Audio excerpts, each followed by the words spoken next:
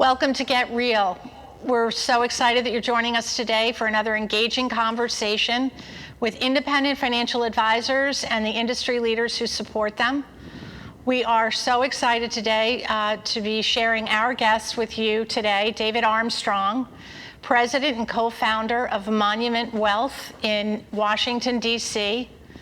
David has served our country honorably as a lieutenant colonel in the U.S. Marine Corps, and he has years of experience with Merrill Lynch, Credit Suisse, Donaldson, Lufgren, and Genret, and in the private banking space. David, welcome. Thank you. It's great to be on. It's good to have you. You have been in the financial services industry for 12 years. What brought you to owning your own business? Was it the experience that you had within the military? Was it your financial experience? What brought you to make that monumental decision? Yeah, so it was actually 12 years ago that we founded Monument Wealth Management, but I actually started in the industry back in 1999. So I just went over my 2-decade mark. And to answer that, I don't know if there's one particular thing that brought me to wanting to start my own firm, as much as it was a collection of many different experiences and observations. One big one was that I always had an entrepreneurial spirit. I always wanted to own my own business. As a matter of fact, I can rewind back in my life where growing up, I was in grade school. My family had 3 apple trees on their property, and I used to pick apples off the tree and put them into a paper bag and flag cars down on the road and make them buy apples from me. So I go all the way back that far to wanting to own my own business. But I just knew when I started in the financial services industry in 1999 that I really needed to have the experience of working for a big firm so I could see it work rather than creating my own firm right off the bat.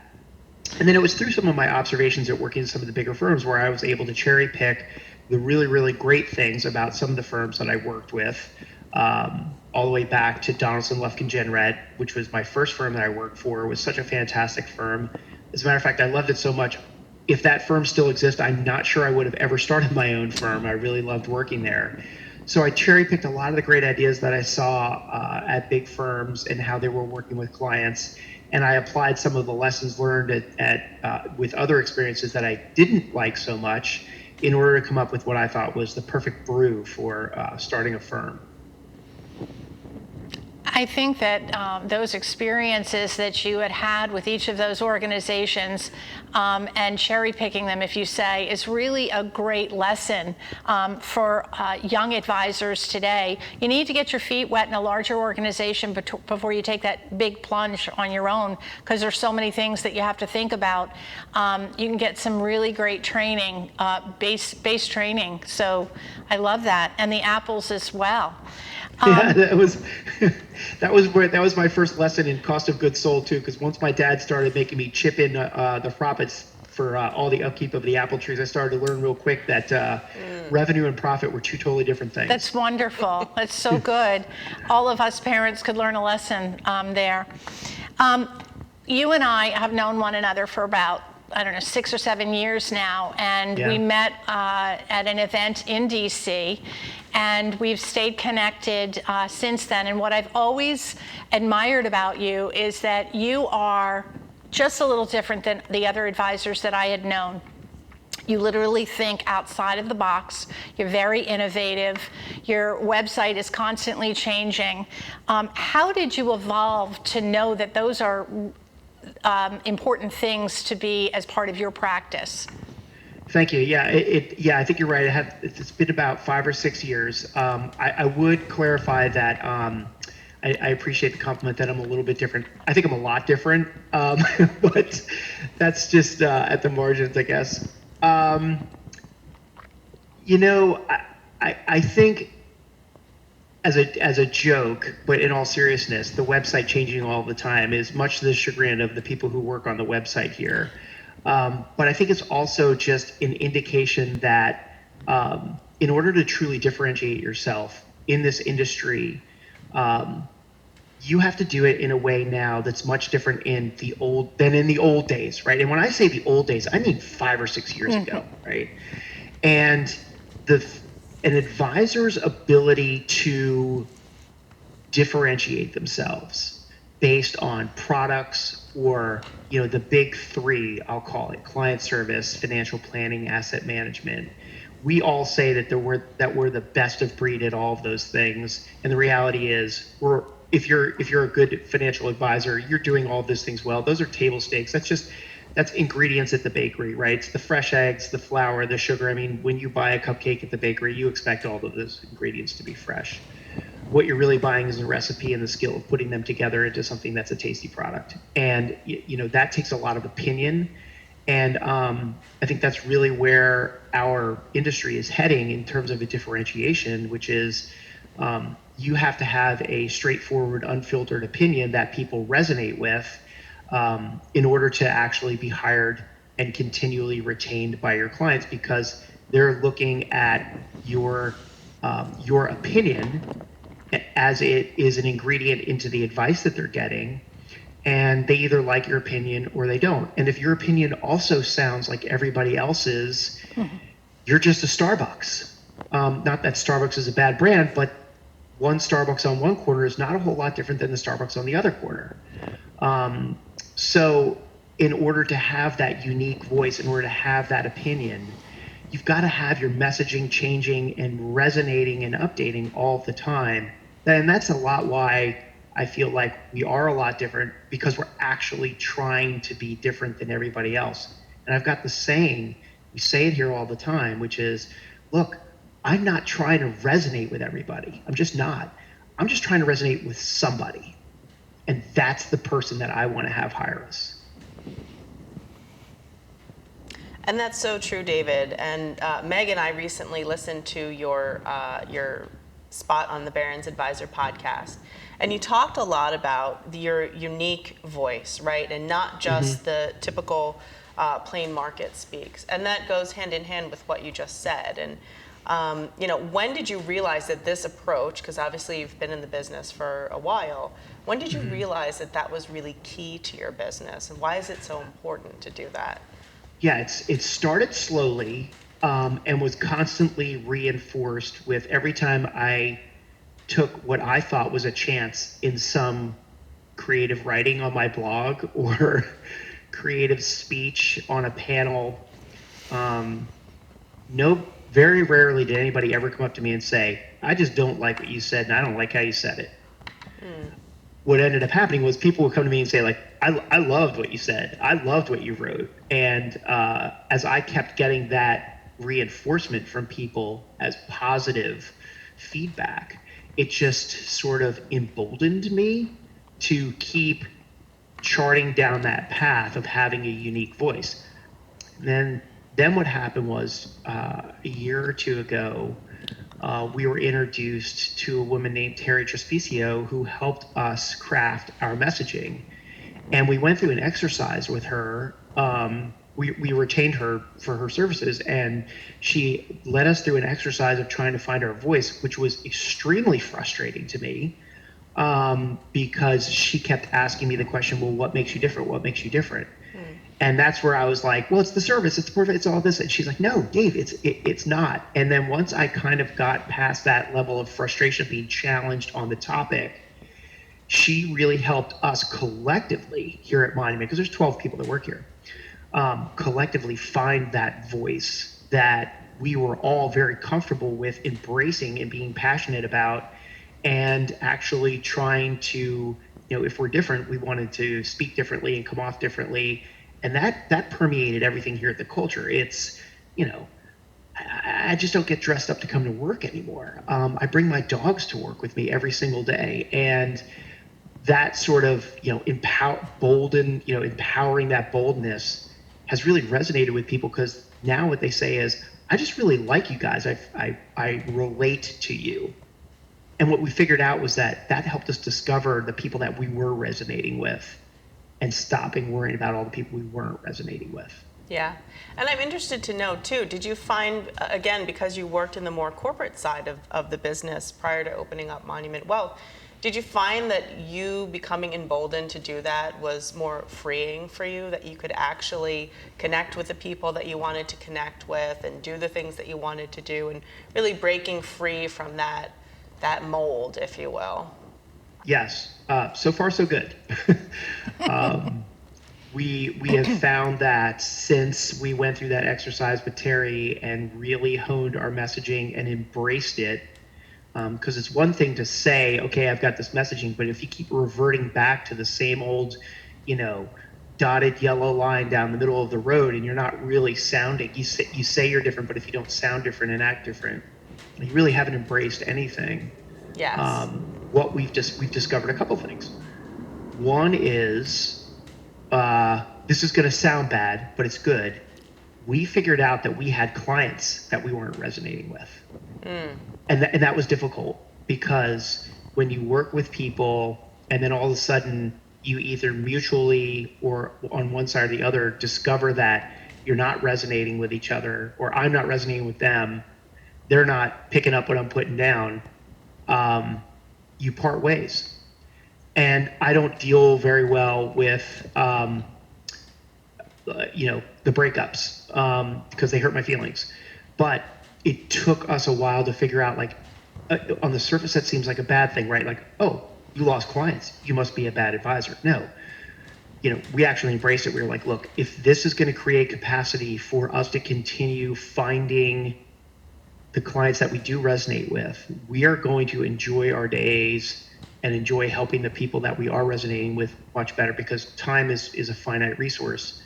And if we only have so much of it to dedicate to people, our goal is to make sure that we're spending our time with the clients we are resonating with.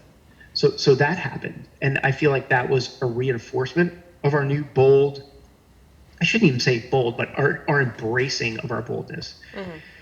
And then two was, over this recent episode with COVID, we had a lot of new clients on board within an 8-week period, pretty substantial amount of new client assets, north of $15 million, that came in as a function of people shopping from home, right? So they became either dissatisfied or unconvinced by the advice that they were getting from their current advisors, and somehow through the digital medium came across something that we wrote or said during that time, and they said, hey, I really like your perspective on this. I agree with you. If you're taking on new clients, I would like to go through your process. So we've literally onboarded $15 million of new in that period of time, that 8-week period of time, clients that we have literally never met face to face because everybody's been quarantined. Wow, that's significant. And so I feel like that created an opportunity for us just to really strategically pivot in the way we are approaching finding and resonating with potential new clients, which is all through the digital space. Yeah. So the days of seminars and dinners and sporting events and everything like that, I think that it is definitely tapered off. I think it will remain tapered off, and people are going to continue shopping from home in their quarantined, semi-quarantined, casually quarantined / reducing exposure to others as much as possible environment. And this industry is actually pretty well suited to being able to message to people and talk to people and convey your value proposition through the digital medium. And we're really focused on that right now. And we see a lot of that too, and we'll talk about that when we get back. We're going to take a quick break. When we come back, we'll really dive into your digital marketing strategy. Great, looking forward to it.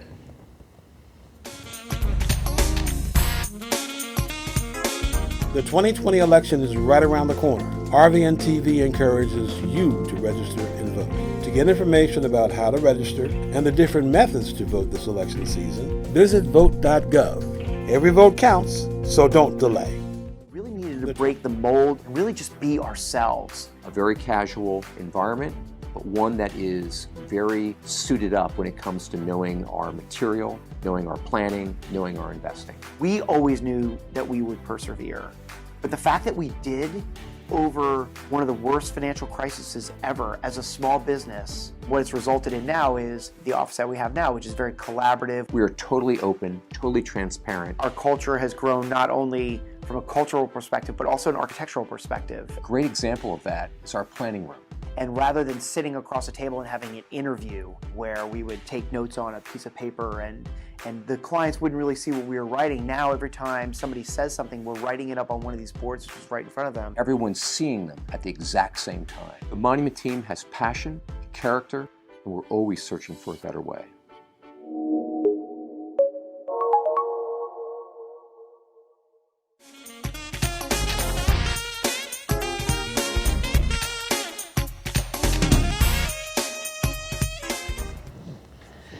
Welcome back. We're having a great conversation with our friend David Armstrong from Monument Wealth Management located in DC. David, you said something before the break that really resonated with me, and I hope resonated with our audience, in that you said that the exercise that you went through in finding your voice took a really long time. And I think that that is worth mentioning again, in that it does take a long time. It's painstaking, and you kept saying, "Oh, well, I'm good at this, that, or that." No, you know, really trying to figure out how you differentiate yourself is really critical. And when advisors are willing to sit back and really go through that exercise, you're all the better for it. But it's a mind shift that folks don't normally pay attention to. So I wanted to go ahead. It was a really interesting process. We all, after we got through that initial discomfort level, it was really a fun exercise to go through. And actually, there were a couple times where somebody involved in the process here at Monument would say, like, "Well, I think that sounds a little bit too emotional," or "That's just a little bit too blunt." I'm like, "No, exactly. Yeah. You know, that's exactly what we wanted." And that actually got reinforced recently, because there's a section on our website, and I'm actually working on changing it a little bit more, where it says, "You'll like us if, you'll hate us if," kind of thing. And it spells out like, "Hey, listen, here's what we're looking for in our clients, and if you are considering Monument, you'll like us if you like these kind of things, and you will not like us if these things exist, and we're not going to like you if these things exist." And it's all right there on my website, plain as day. And it's pretty straightforward. And we actually, the genesis of that webpage came from a job description that we posted a couple years ago, where we said, "Hey, if you're thinking about applying for this job, don't apply for it if you're like this, because you're not going to like it here, and we're not going to like you if you act like this." And we got a lot of great feedback on that through the interview process, and we decided to incorporate it into our messaging. And recently was met somebody new who was exploring an opportunity to work with Monument that was going through a business sale. And he actually asked me, he said, "Did you write that stuff yourself on the website about you'll like us if you'll," and I said, "Well, we had a freelancer kind of helped us through that process, but yeah, that's all of our language." Because I've never seen anything like that anywhere in the financial services industry. And I've been a client of the financial services industry for 25 years, and never have I seen something so, straightforward and unfiltered that just resonated with me. He goes, "I actually love that more than anything else that was on your website." So that, again, some more reinforcement of how I feel like that straightforward, unfiltered advice is really what people are looking for right now.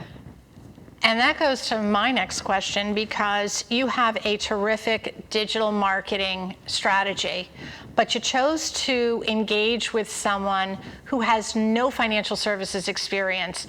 And when I heard about that, I absolutely loved that. And as a lover of marketing and messaging, I absolutely know that you've got to nail it right on the head. But we do seem to go with the same, but you totally went different, and I love that. And tell our audience about that experience and why it was beneficial for your organization. Sure. So a lot of people ask us how we found our digital marketing agency, and the answer is exactly what you think we would have done. We started with Google, started researching, and then started filtering out, okay, this would be a great ad agency if we had $1.5 million to spend with them. Knowing that we weren't going to find an opportunity to work with the same marketing agency that, say, Peloton uses.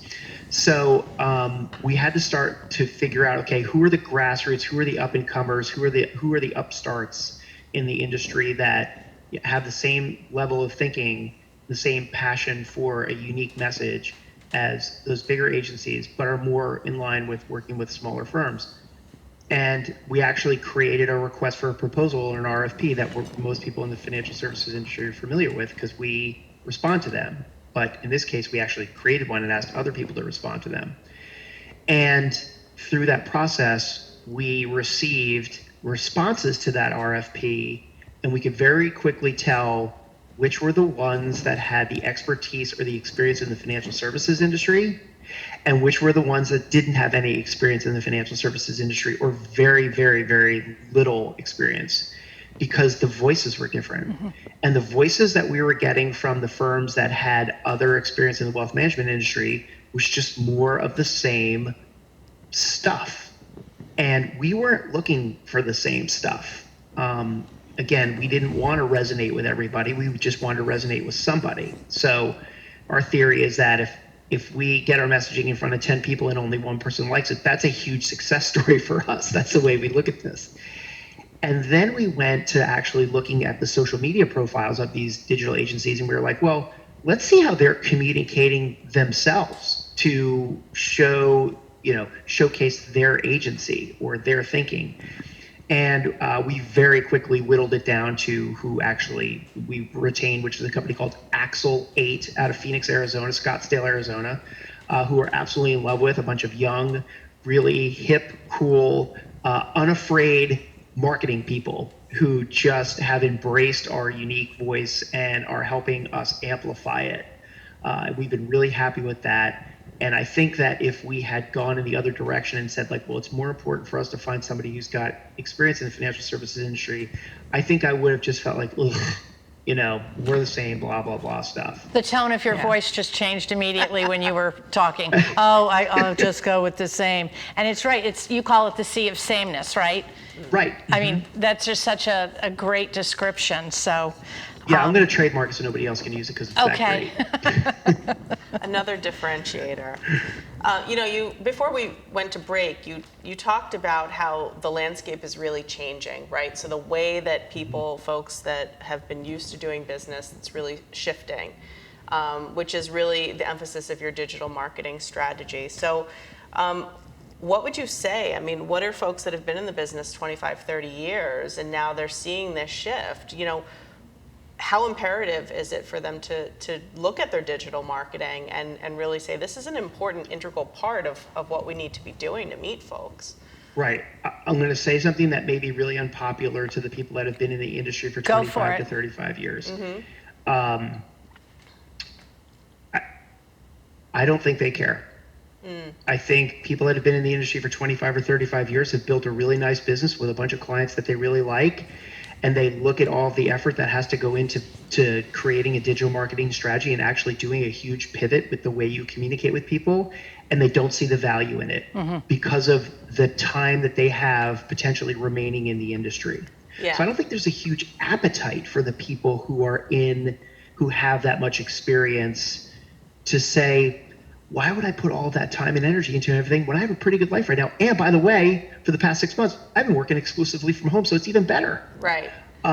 So there, and I'm not making that statement in any sort of disparaging or critical comment. I'm just saying that's probably the reality of somebody who's just saying, like, look, I'm in my twilight years. Now, where that could be totally different is if you take that same advisor and they have built an enterprise or a team that has younger up-and-coming advisors who do have to worry about the next 20 or 30 years of business development and pivoting into a digital culture and more of an opinion-based business development and messaging, then they do have to care about it.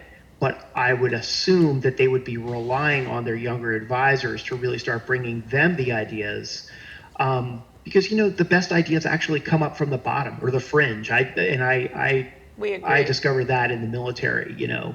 I think the challenge for the older advisor is going to be accommodating that dissent from the younger advisors. And we would agree with that. And I think that you spoke to our point, which was, if you are in the mode where you are beginning your succession planning, well, you should have done it when you started the business to have an idea of what you wanted. But if you're nearing to that point, you really do have to think about, okay, well, how has the industry evolved? Now I have these younger advisors, and now I have to get with it. And I think what we see quite often when we meet with financial advisors who maybe have a younger person on staff is they are resistant to it because it's over their head, and they don't see the value in it. We agree with you from that perspective. So, and there's this little A rub. Yeah, between the old and the new, and it's no, we have to be doing this. This is key for us to be able to move forward and continue the legacy that you started. You mentioned a word earlier, culture, and that is your culture. You have to constantly, it's innate in you, that you're constantly being innovative, you're constantly reinventing yourself. You're not switching to the point where you're totally offering something different, but you're slowly making changes and differences because you must attract a younger client. You must be speaking their language, and you've got to be where they are. I mean, you're in business to be in business, And, and Dave, we have a couple of minutes before we wrap up, but we have one more question. Sure. So you've been in the business for a really long time, but if you could go back and have a cup of coffee with your younger self, what would you say? What advice would you give yourself? Stick around for the 20-year mark because you're going to love it. Yeah, I think I would give myself the advice now of making sure that you don't. This is what I would say to myself. I'd say, younger Dave, make sure you never let anybody squash your initiative or your desire to have an opinion and articulate it to people, because that's the most valuable component that you bring to the business as an advisor. Wonderful. I love that. Well, Dave, we wanted to thank you for joining us today. It's been a pleasure. And to the folks who have joined us, thank you so much. And we hope today's episode has been informative for you and your business. And we really encourage you to think about how a digital marketing strategy can really help get your business from where it is today to where you want it to be in the future. Thank you again. Thanks for having me on.